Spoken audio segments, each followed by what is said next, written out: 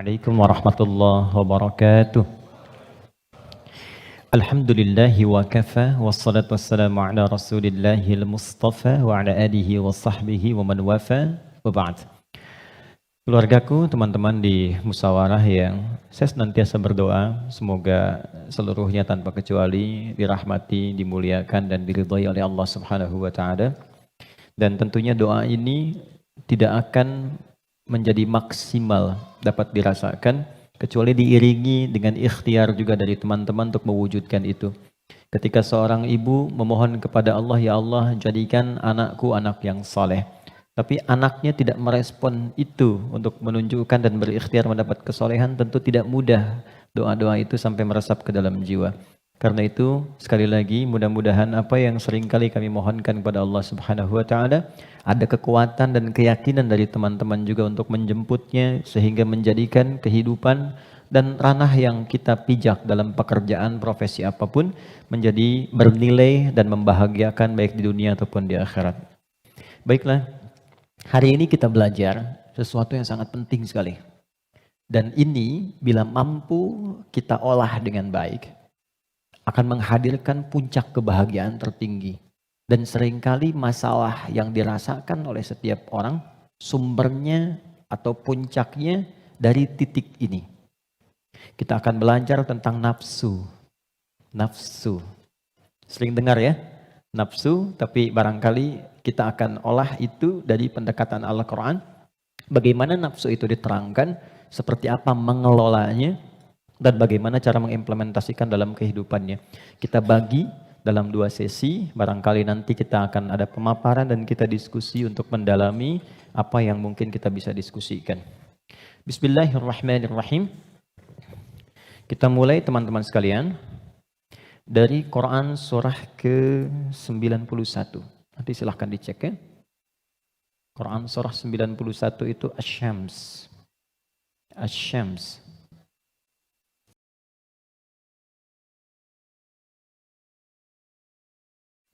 Ayat 7 sampai 10. Oke, pelan-pelan. Wa nafsin wa ma sawwaha fa'alhamaha fujuraha wa taqwaha. Ini butuh fokus agak dalam karena memang pembahasannya cukup detil, tapi saya berusaha menyederhanakan yang mampu bisa kita pahami. Wa nafsin wa ma sawwaha, dan demi nafas. Nafas diterjemahkan dengan jiwa.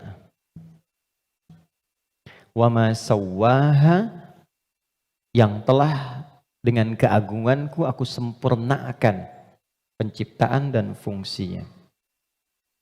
Fa'alhamaha fujuraha wa taqwaha. Maka demi menyempurnakan fungsi nafas ini, ditanamkanlah 2 potensi. Dan ini yang akan mengendalikan semua perilaku kita dari ujung kepala sampai ujung kaki. Kuncinya ada di sini. Apakah pandangan ini akan baik atau mengarah kepada yang kurang elok? Perintahnya ada di sini. Baik, demikian seterusnya. Fa'alhamaha fujuraha, ini fujur, wa taqwaha, ini taqwa. Qad aflaha man zakkaha.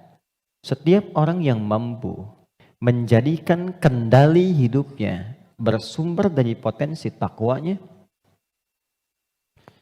maka seluruh perilaku hidupnya dari ujung kepala sampai ujung kaki akan mengantarkan ia pada kesuksesan dan kebahagiaan dari semua aspek kegiatan yang ia lakukan dalam hidup.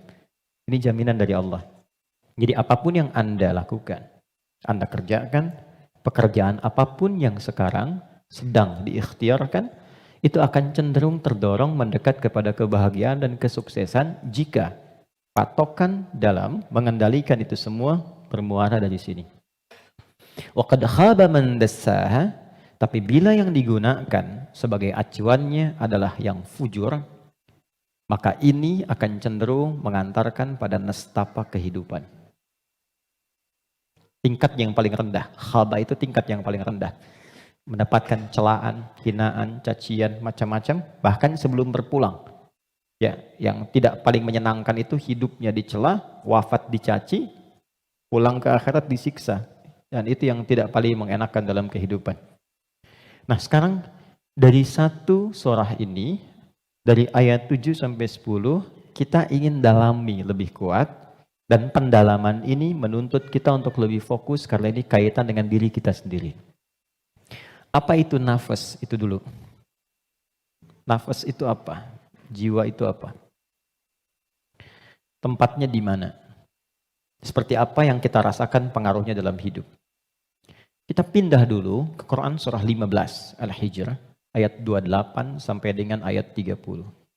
Quran surah 15 ayat 28 sampai 30. Pelan-pelan. Wa idh qala rabbuka lil malaikati inni khaliqum basyara. Dan ingat, kalau ada idh itu maknanya 3. Ingat, pahami, renungkan.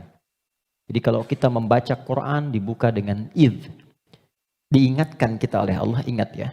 Pahami apa yang akan kau baca ini, lalu renungkan itu pada dirimu yang paling dalam. Wa idh qala rabbuka lil malaikati, pahami, ingat, renungkan. Ketika Allah berfirman pada malaikat, inni khaliqun basyara, aku akan mencipta makhluk baru yang bukan malaikat, yang bukan jin. Jadi sebelum Allah mencipta kita manusia disebut dengan basyar di sini, maka sudah ada malaikat dan jin terlebih dahulu. Urutannya malaikat dulu diciptakan dari cahaya, nur. Lalu jin diciptakan dari api, nar. Ya, baru kemudian kita manusia, basyar. Karena itu ayat manusia 28, ayat tentang jinnya 27-nya. Jadi kalau Anda lihat ayat 27 di Quran surah 15, wal janna khalaqnahu ya min qablu min naris samum. Sebelum manusia ada jin dulu urutannya diciptakan. Nanti jin ini sebagiannya ada yang tinggal nanti dengan malaikat di alam langit, tapi di alam tersendiri dari 7 lapis itu tidak sampai ke bagian atas. Nanti ada yang tinggal berkehidupan di dunia, yang kelak fungsinya akan digantikan oleh manusia menjadi khalifah di bumi. Nah, yang tinggal di alam langit ini, itu yang dulu disebut dengan Azazil namanya. Jin yang sangat taat, rajin ibadah, sampai diagungkan. Diagungkan itu Azza. Oleh malaikat disebut nih hebat nih, ibadahnya banyak, maka disebut dengan Azazil. Cuma nanti kisahnya, ketika manusia diciptakan dan akan menempati posisi sebagai khalifah di bumi, jin yang terlihat taat ibadah ini ternyata memiliki kecemburuan yang tinggi sampai membangkang perintah Allah. Maka membangkang perintah disebut dengan fasik. Perbuatannya fasak. Maka berubahlah ia dari jin menjadi makhluk fasik. Ya, tertutup kebaikannya dengan keburukannya. Yang menutup keburukan dengan kebaikan, ada yang buruk yang tak ingin terlihat ditutup dengan yang baik, itu namanya libas, dari kata labasa. Tapi kalau yang baik sudah bagus, ibadah, jujur baik, ditutup dengan keburukan karena sombong misalnya, maka itu namanya dari kata balasa, makhluk yang tertutupnya disebut iblis. Maka dari situ dia menjadi iblis. Di situ ada di Quran surah ke-18 ayat ke-50. Quran surah 18 ayat 50. Wa idh qulna lil malaikati isjudu li adama fasajadu illa iblis kana minal jinni fa fasaqa an amri rabbih. Jadi iblis ini asalnya dari kalangan jin yang tadinya taat tapi tertutup oleh kesombongannya untuk memenuhi perintah Allah, dia tolak karena sombong. Ada di mana? Al-Baqarah ayat 34 dengan kalimat yang sama tapi inti yang beda. Wa idh qulna lil malaikati isjudu li adama fasajadu illa iblis aba, dia enggak mau sujud, wastakbar karena sombong. Ya. Nah, Allah memurkai jin ini menjadi iblis bukan karena enggak sujudnya pada Adam, tapi enggak patuhnya sama Allah. Urusan jin sama Adam itu terkait jin dan Adamnya, tapi ketika tidak mematuhi Allah, maka hilang sifat ubudiyahnya. Maka marahnya Allah kepada jin jadi iblis ini bukan karena Adamnya, karena nggak patuhnya pada Allah. Itu ada di Quran surah ke-7 ayat 11 sampai 12. Qala ma mana'aka alla tasjuda id amartuk. Allah katakan, "Hei iblis," dirubah langsung jadi iblis. Kenapa kamu nggak mau sujud ketika aku perintahkan? Jadi yang penting itu perintahnya, bukan karena sujudnya. Kita diminta sholat itu, sholat bukan karena sholatnya, bukan karena sujud rukunya, karena Allah yang perintahkan. Karena kita mengaku beriman, buktikan kita patuh pada Allah. Maka kepatuhan itu wujudnya lewat sholat. Makanya ketika seseorang yang mengaku beriman tidak sholat, itu sama dengan tidak mematuhi Allah. Itu prinsip dasarnya. Baik, kembalikan ke sini. Secara singkat, simpan saja dulu malaikat, simpan jinnya dulu, abaikan iblisnya. Kita fokus ke sini dulu. Maka diciptalah setelah itu manusia, disebut dengan Bashar. Tolong fokus ke sini. Bashar adalah satu dari 5 nama manusia yang disebutkan dalam Al-Quran. Kadang dia disebut dengan ins, dipasangkan dengan jin, dan pasangan ini tersebut 18 kali dalam Al-Quran. Ya ma'syaral jinni wal ins. Wa ma khalaqtul jinna wal ins. Kadang dia disebut dengan insan. 65 kali disebut dalam Al-Quran. Bahkan ada surah ke-78, surah Al-Insan. Hal ata 'alal insan. Kadang disebut dengan Bani Adam. 7 kali disebut dalam Al-Quran. Ya Bani Adam. Untuk menunjukkan keturunan. Kadang disebut dengan Nas. An-Nas. 241 kali disebutkan dalam Al-Quran. Dan ada surah ke-114. Surah bagi semua umat Islam paling favorit di muka bumi. Qul a'udzu birabbin nas. 5 nama. Uniknya, setiap nama dalam Al-Quran menunjukkan fungsi tersendiri bagi kegiatan manusia. Contoh, kalau ingin menunjukkan kelembutan dan karakter keramahan pada manusia dan penampakannya, maka yang disebutkan kata ins. Lalu disebut lawannya jin. Jin disebut jin karena tersembunyi, nggak nampak. Lawannya ins nampak. Karena itu jin fitrahnya nggak nampak, nggak bisa ada yang lihat jin. Ingat ini ya, kalau ada yang mengatakan saya bisa melihat jin, hanya jin yang mampu melihat jin, maka orang itu sedang kemasukan jin. Ingat itu, ya. Maka sifat jin itu nggak bisa dilihat oleh manusia, tersembunyi. Makanya kalau ada jin melakukan penampakan, itu jin sedang punya masalah. Ya. Karena keluar dari fitrah. Apalagi manusia-manusia yang sedang cari-cari penampakan jin. Hati-hati ya. Oke. Sebaliknya, jin tersembunyi, manusia nampak. Fitrahnya tampak. Ketemu nampak, salaman, senyum. Jadi kalau ada manusia yang suka sembunyi-sembunyi, suami pulang ke rumah sembunyi-sembunyi. Ada pintu depan, dia naik lewat jendela. Dia buka WA, istri, ambil handphone suami, sembunyi-sembunyi. Cek dan sebagainya. Ini menunjukkan bahwa suami itu sedang bukan menjadi jin, sedang ada masalah. Gampangnya begitu. Biasanya papasan enak, sekarang cari jalan lain. Itu pasti sedang punya masalah. Itu fitrah. Ya. Yang kedua, jin kasar. Karena itu disebut jin. Manusia lembut. Karena itu tampilan karakternya selalu lahir sifat kasar. Gak ada orang misalnya, maaf, kemasukan jin jadi lembut, gak ada. Mas Dude izin pengen ikut kajian, sedang kemasukan jin, itu mustahil. Biasanya dia meracau. Nah manusia itu karakternya lembut. Makanya saking lembutnya Allah tanamkan kecintaan kepada anak yang baru dilahirkan. Anak siapapun itu. Orang pasti senang. Pengen gendong, pengen cium dan sebagainya. Pertanyaannya, kenapa kok tiba-tiba kata-katanya bisa menjadi kasar? Perilakunya kok jadi keras? Padahal ketika lahir, dia dalam keadaan baik. Maka nanti babnya tersendiri. Ada bab tentang lingkungan, bab tentang orang tua, perhatian dari saudara-saudarinya. Kullu bauludin yuladu 'alal fitrah fa'abawahu.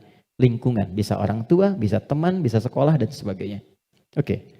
Insan tidak disebutkan kecuali menunjuk pada manusia yang terkait dengan totalitas aktivitasnya dari bangun tidur sampai tidur lagi. Jadi, kalau Anda menginginkan belajar tentang manusia dari sudut pandang akhlak, pelajari kata ins.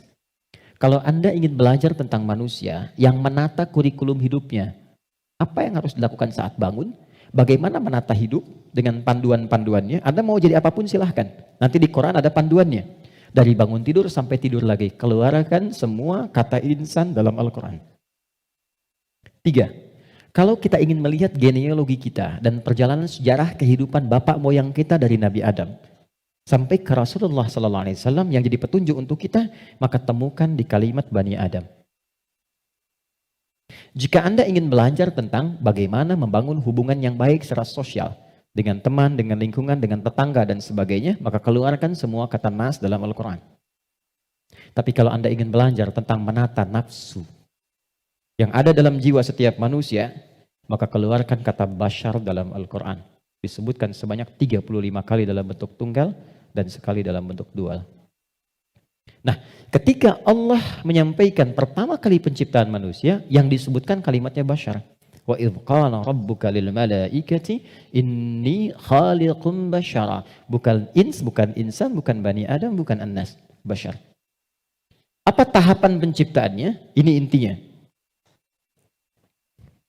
Wa idh qala rabbuka lil malaikati inni khaliqum bashara min salsalin min hama'in masnun fa idza sawaituhu. Satu, membentuk manusia, mencipta manusia ada 2 tahapan kata Allah. Pertama fisiknya dulu. Maaf, ini secara teori dulu ya. Baik. Fisiknya dulu. Jadi yang dibentuk berproses, fisik nanti berlangsung selama 4 bulan dalam kandungan. Oke. Ini detailnya ditemukan. Misal di Quran surah ke-22 Al-Hajj di ayat yang kelima, atau di Quran surah ke-23 Al-Mu'minun dari ayat ke misalnya 11 sampai dengan 15. Hadisnya di Al-Arba'in An-Nawawiyah nomor hadis yang keempat.